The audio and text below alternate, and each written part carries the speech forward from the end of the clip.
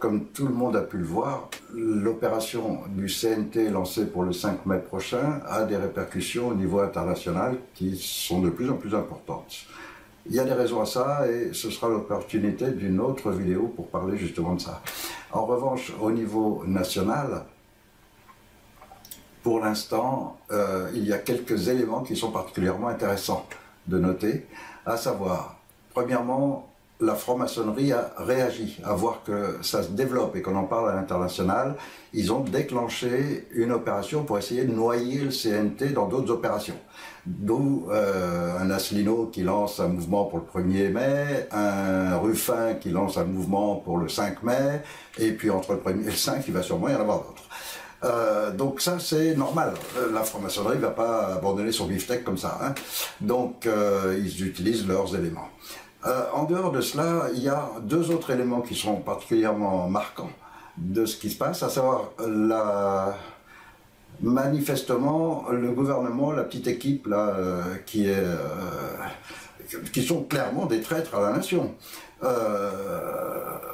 ont fait appel à des forces étrangères. Alors ça c'est quand même quelque chose d'assez marquant et c'est la première fois que ça arrive en France, c'est assez extraordinaire, à savoir que ça veut dire que Macron n'a pas confiance dans les forces de l'ordre françaises. Alors bien sûr, il y a pas mal de mercenaires dans les forces de l'ordre françaises même, il y a les compagnies républicaines, donc les CRS, qui normalement sont là pour protéger la franc-maçonnerie, c'est leur rôle essentiel, puisque c'est vraiment la République, donc la République maçonnique forcément, et donc logiquement, ils devraient pouvoir compter sur eux. Seulement, comme il y a eu déjà un précédent avec des CRS qui sont tous mis en maladie, etc., pour refuser d'aller taper sur les Français, là, manifestement, il craint une défection de la part de pas mal de forces de l'ordre. Il craint aussi, parce qu'il est informé, il se rend compte, qu'il y a toute une partie de l'armée qui commence maintenant à vouloir revenir dans le véritable droit et remplir son vrai rôle, qui est de défendre le peuple français et non pas une petite bande de criminels.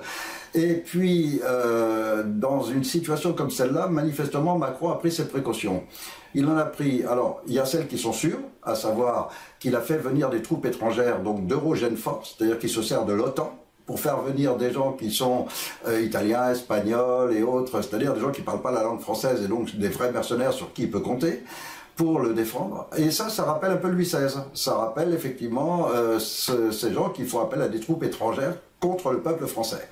Et puis le deuxième point important, c'est le retour autour maintenant de Paris. Il est en train de faire revenir des troupes de milices privées. Alors pour l'instant, c'est pas encore complètement prouvé.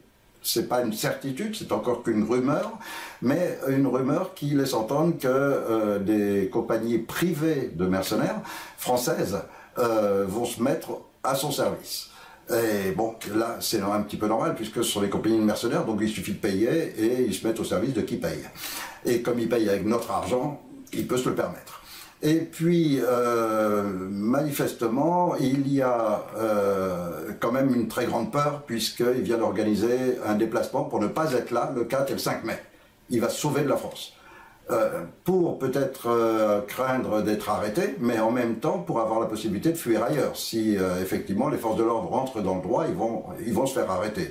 Donc il prévoit de ne pas être là durant ces journées des 4 et 5 mai.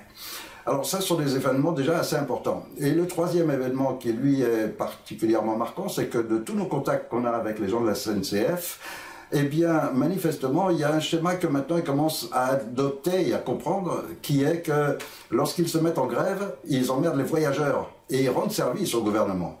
En revanche, s'ils font le contraire, c'est-à-dire qu'ils laissent les trains en route du 1er au 5 mai, mais qu'ils suppriment toute la billetterie et que plus personne ne paye le train, alors là, ils emmerdent le gouvernement. C'est-à-dire qu'en clair, là, ils se trouvent dans une situation où ils appuient le peuple, ils aident le peuple à venir rétablir les droits de l'homme, arrêter les malfaiteurs, et en même temps, ils défendent leurs propres intérêts.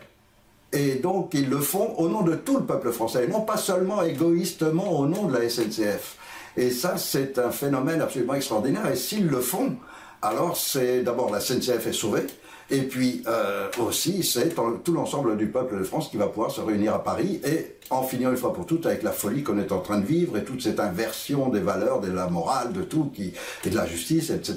Et on voit aussi maintenant les magistrats qui commencent à s'éveiller, à bouger et également à rejoindre le concept qu'on est en train de mettre en place par le Conseil national de transition.